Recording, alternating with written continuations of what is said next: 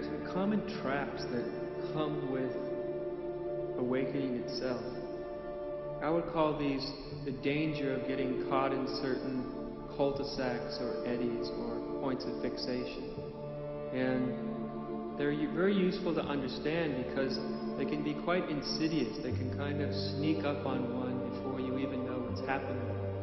And one of these dangers are the delusions that actually can arise as a result of an awakening experience is a certain sense of inflation or superiority.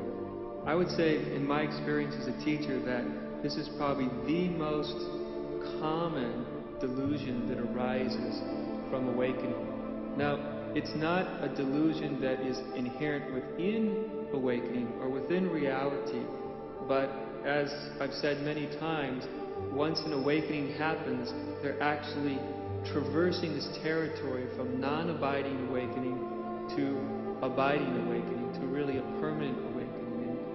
And part of this process of traversing non-abiding to abiding can be some of these dangers or delusions that happen where the ego grasps at awakening itself. It grasps at the realizations inherent within awakening, almost as if it grasps the raw energy of enlightenment itself and starts to utilize it for its own ends. The trickiness of some of these delusions inherent within awakening is that they can be very, very subtle. They can be hard to spot for the person themselves. For the people around you, they may be very obvious. So one of the really obvious places to get fixated or deluded is in a sense of superiority. It's very common in spiritual circles. Now, people can get stuck in a sense of superiority whether they're awake or not. It's a trap in the dream state, and it's also a trap from somebody sort of traversing from a non-abiding to abiding awakening. The ego of mind can come in and start to feel a personal sense of betterment, as if awakening makes oneself better or more superior to someone else. And this is very, very common. It's for many people, it's almost a natural part of the process. By natural, I don't mean to assume that it's truthful. It is a delusion. All sense of superiority is a delusion, but it's so common. That's why I call it natural, because it's very, very common. And inherent within this delusion is this sense of, I know. Because I have awakened, I know. Because I have awakened, I am right. Because I have awakened, I am always right. And because I can see through a certain aspect of the dream state, the ego, which is the constructor of the dream state, can actually take that perception and start to create what I call an enlightened ego. And there's actually nothing more distasteful than an enlightened ego. It's an ego that thinks that it's enlightened, an ego that thinks it's awake, an ego that's using some of the energy and realizations inherent within awakening itself to construct a new and superior sense of self. This superiority can be very, very tricky to spot. As a teacher, it's easy for me to point it out to people. It can be very, very hard for them to see it. Because, as I said, the ego will use the realizations inherent within awakening to hide. And this is part of the superiority. In extreme cases, I've seen people who have had maybe a very authentic moment of awakening, but as I've said many times, what's relevant is not some past moment of awakening, if it was real or not real, but it's not relevant what was in the past. What's relevant is right here and right now. And so there is a tendency with some people to have had awakening that's in the past, and now is being translated through memory and through the mind into the present. And in extreme cases, the ego uses the realizations of awakening to dismiss anything and everything that it doesn't want to see. I've had people literally say to me, "But Adya, there is no ego, there is no me, nothing exists. If there's no ego, and since there's no me, there's nothing to do, there's nowhere to go. And I'll say, yes, but have you noticed that you have an incredible capacity to act like a jerk sometimes?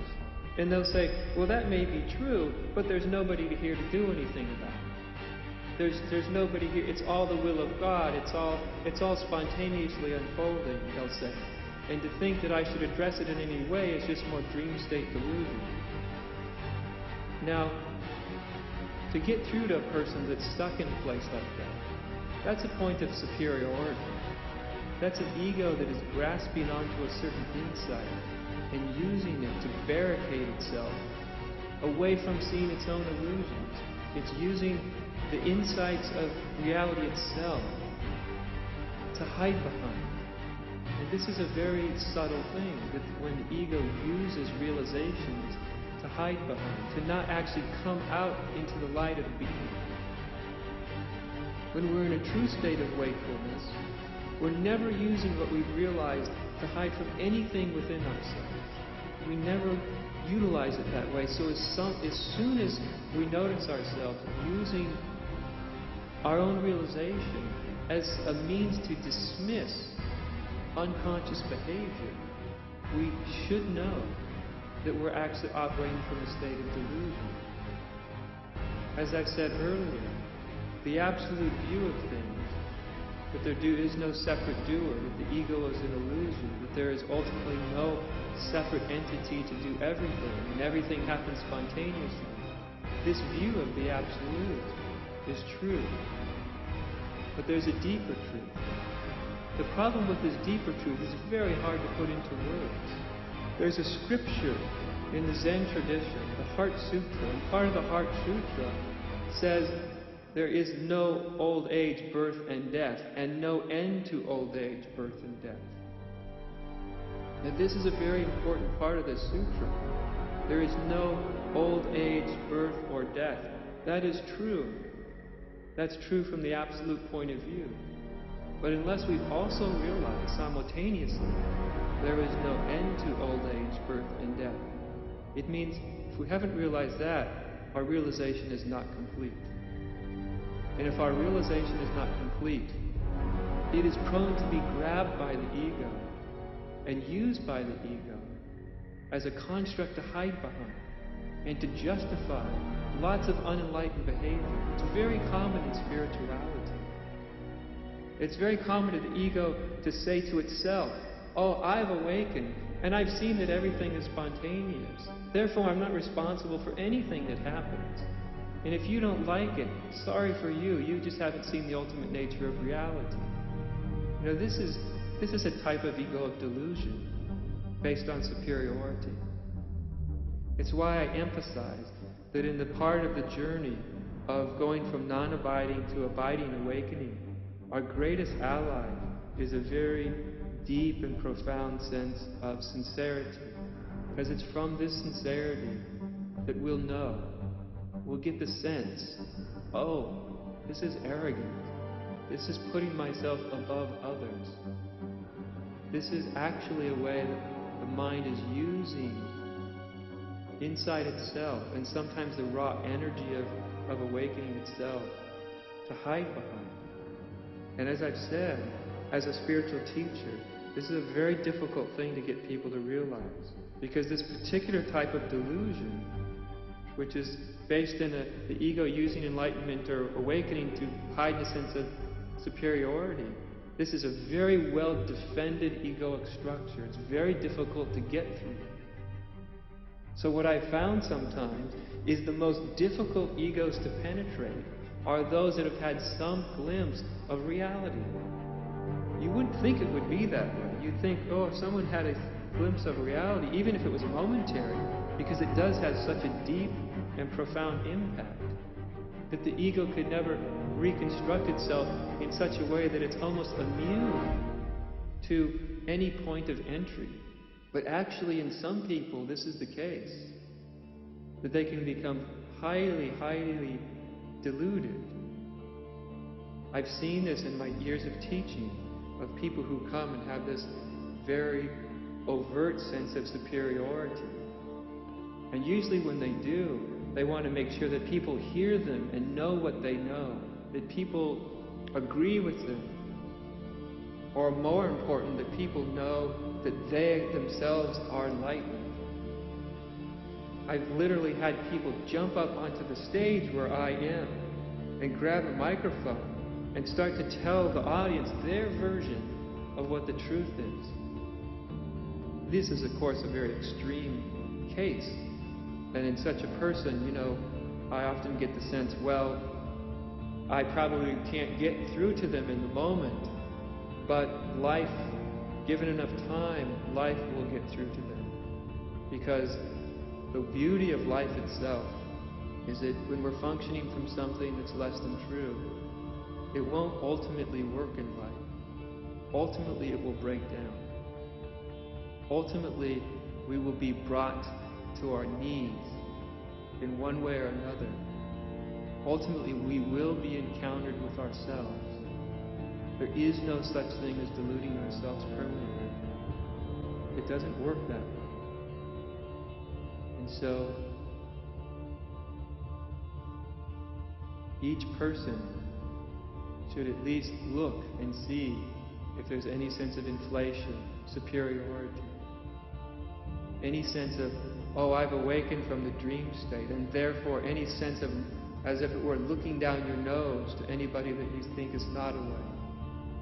But know this, that that's not the view of true awakening. That's the view of an ego that's grabbing awakening and pretending to be awake itself. The true awakening never has a sense of superiority, never says it sees itself as higher than. But also it's important to know, some amount of this is relatively natural. Some amount of feeling superior is, in Zen we have a word for it called drunk on emptiness. It's being drunk, a bit drunk on the inherent energy and beauty of awakening itself. Now, if the egoic structure was really dissolved, there would be no ego to get drunk on. But that doesn't happen in most cases. And so what's left of the egoic structure gets sort of exuberantly drunk on awakening itself, on the realizations of awakening itself. And I'm not saying that this is bad, I'm simply saying that this happens. And it's not really right or wrong, it just simply happens, sometimes in very overt ways, and sometimes in very subtle ways. So if you notice this happening, just notice that it's happening. It doesn't go away because you become horrified by it, any more than it goes away because you believe it and act it out. See it for what it is. It's an inherent part of the awakening process for a lot of people. Yes, it's a danger if you get fixated in it, if you identify with it, if your ego wraps awakening around it and pretends to be an enlightened ego, then it becomes very problematic. But if you stay in that place which is sincere, you'll know that any sense of superiority is not true, which will allow you to look and see, what are you saying to yourself? Literally, what is your mind saying to itself that's making you feel superior? Because remember, it's only the mind. It's only what we say to ourselves that deludes us. All delusions begin in the mind. All delusions are based on various ways that we're talking to ourselves and then believing what we're saying to ourselves. So the key of any delusion, of anything that separates us, is to see its genesis. What are you telling yourself that's literally creating the sense of it, whether it's superiority or anything else that creates the sense of division? Again, the key here is to be on the lookout for anything that makes you feel separate from anybody. And of course, feeling superior is a form of being separate. To feel higher than is a form of being separate. As when Jesus, in part of his ministry, when people were stoning a woman. And he said, "Let he who is without sin to cast the first stone." This is coming from a state of consciousness itself which is seeing non-separation. He is not seeing himself as better than the woman that's being stoned, for whatever reason she's being stoned. He's not seeing himself as separate, and he's trying to help those who would pick up rocks and literally stone somebody, accuse them, hold themselves in a place of superiority. And he's trying to show them that they are not really different from her. Let he who is without sin cast the first stone. And with that, one can see, wait a minute, nobody is without sin. Sin meaning to miss the mark. Nobody is without misunderstandings. We've all done things we wish we hadn't. We've all acted in less than enlightened ways. We're all really not different from anyone else. And so when we're operating from that point of view, it dissolves the sense of superiority. But just know, it may arise in the process. And the most important thing is just don't believe it. Just don't believe it. Don't push it out, don't try to push it away. But just don't believe it. If you stay in a state where you're not believing it, but also not pushing it out of your system, then there's a dissolving that happens. If you try to push it away, remember that whatever you resist persists. Whatever you try to push away, you're actually energizing it. So don't try to push it away. Don't try to push any negativity away. But also don't feed it. Just see it for what it is. That's the most important thing.